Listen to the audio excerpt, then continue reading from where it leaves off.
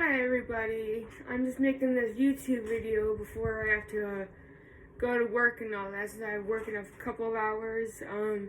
Basically I'm just making this video just to talk about like, hey, if you want to join the furry fandom, this is kind of like, I guess a starter, like, of the furry fandom, and just, yeah, basically, and why I joined the fandom and just all different types of stuff and all that about, what it is, about what it is about being a furry or something like that. And basically, to start off is just like how to join the furry fandom, even though it's quite simple of how to basically join the furry fandom. It's just basically to be a fan of anthropomorphic animals. And what I mean by that is just like, let's just talk about like animals that like talk and walk on human legs, basically like Mickey Mouse, Goofy and all of them from Disney. So yeah, and basically obviously I got my suit right here of Raspberry, which yeah, and just that's basically where you can start. Just basically just being a fan of animals that have human characteristics, and it's just like stuff like that. And to be honest, you don't need all this stuff of like a fursuit, all this art and all that from like a whole bunch of people, especially the top makers, because obviously the furry fandom is a very, very expensive hobby that obviously takes a lot of money to even to just get this, but let alone all the artwork that you want of your character, which is why, we do tend to see a lot of, art getting stolen from people who got their characters made or made their characters themselves, and people are stealing it, getting art of that character and getting suits of it when it's not even their character. So yeah, which is why I probably should say, don't take a character without paying for it, because that's not gonna be very good, and that's one way to get kicked out of the fandom before you even actually legitimately got a character for yourself, which is why I say you don't need a character right away, unless here's one thing that I know that could actually help you too, is basically if you are wanting to learn how to draw, you can go on YouTube and look up like furry artwork drawings that you can that'll help teach you the basics of drawing a furry character, and you can just start with that, and boom, you started your artwork journey. And with learning that, you can actually draw your first character yourself, and yeah, and that's obviously an amazing way to start. One, being having your own character, and two, actually becoming a decent artist too. I probably should say that, because that's actually kind of mean to say a decent artist, but good art is really subjective to who the person is. Cause I kind of like all the art that that I can see. I just love all art, and I really don't like criticizing art too harshly about anything. But yeah, basically, how to really start in the fandom is just to like anthropomorphic animals, and just progressively, you can just progress however which way you want to, it doesn't really matter. And basically, yeah, and yeah, that's my thoughts of my jumbled ramble of how to be a furry, not an actual furry. But basically, how I want to talk about how I joined the fandom and why I joined the fandom.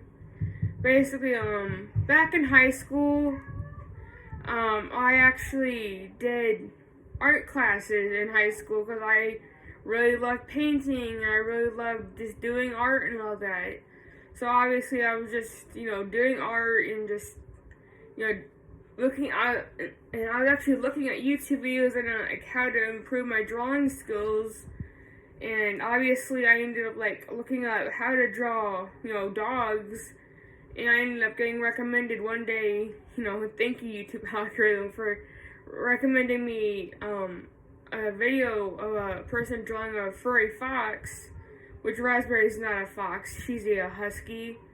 But yeah, I ended up getting recommended that, and that was my first thing, like, oh wow, this is cool. And then that just led me to like looking up like furry fandom. This was back in 2016, my sophomore year, when basically I was just like, there was like a whole bunch of those cringe videos of the furry fandom, and obviously that painted the furries as a not very good place to be for someone who is, yeah. Anyway, but as I started getting down more and more, it's just like, yeah, that's not what the furry fandom is about. And obviously, just doing my own thing and just like, obviously, just drawing my own characters, even though I'm not really good at drawing anymore since I stopped doing it after high school.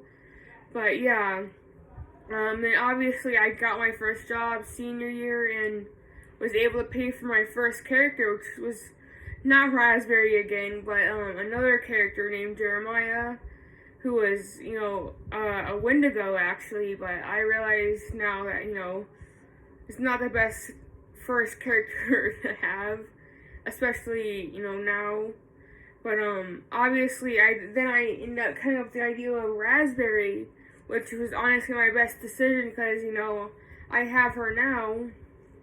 But yeah, basically, back in 2016, just wanting to learn how to draw better, and ended up getting recommended that video, and that's how I joined the fandom. And basically,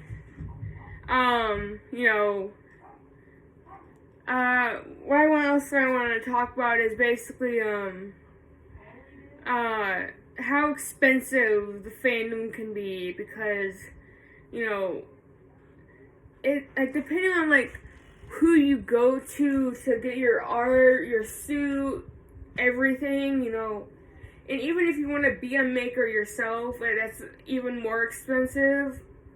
So yeah, it's just like, like, it's just expensive. Like, I'm obviously for her, Raspberry, I spent not just on the art, but like on the suit itself, around $600 to get her made, get what I have now made and shipped to me, and just so I can have her here. And now I'm spending $700 more just to get a bodysuit, so that would make it like $1,500. No, not $1,500, but you get what I'm saying. Like, $1,500 is definitely a minimum for a lot of really well-made suits. And obviously, to have a few bits of artwork of your character just so people can make reference sheets, just obviously just have enough artwork to get your suit. And obviously, if you want like an actual suit, you're gonna have to have a reference sheet of your character, of the front view, side view, and a back view of your character, just so they can actually make your suit like how you want it, and which is why it's so important to have like an up-to-date accurate reference sheet for it. And the thing is, like, a lot of and here's the kind of like the sucky thing about getting a suit is a lot of makers will not take commissions from someone who's under the age of 18. Like, it's kind of like a sad thing to say, you have to be 18 to commission it yourself. And a lot of times, they're gonna ask you for, you know, some kind of proof that you are 18, just so they can, you know, prove that, you know, you're a legal adult, at least in a lot of countries. But like, yeah, it's just a sucky thing. But there are gonna be those few makers that will like sell to underage people, but like, of course they're gonna have to like go through your parents and actually know that they're your parents, just to you know, because a lot of younger people will like try to like make up stories about something or whatever just to get a free suit out of a maker, which is kind of sad, because like these people obviously need money to make the suit, so you can't just fake that you're your own parent just to get a suit even though you really want it. So yeah,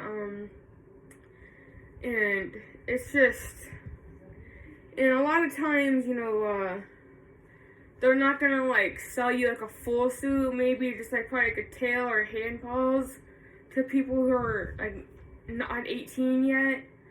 So yeah, that's just what it has to be sometimes, you know. What else? What else is there? What else is there to say about the fandom? I don't know what else to say, honestly. It's just, obviously all you gotta do is just be a fan of anthropomorphic animals. Make sure you have enough money to pay for the art that you need for everything, you know. And obviously just have fun, you know, be yourself, obviously.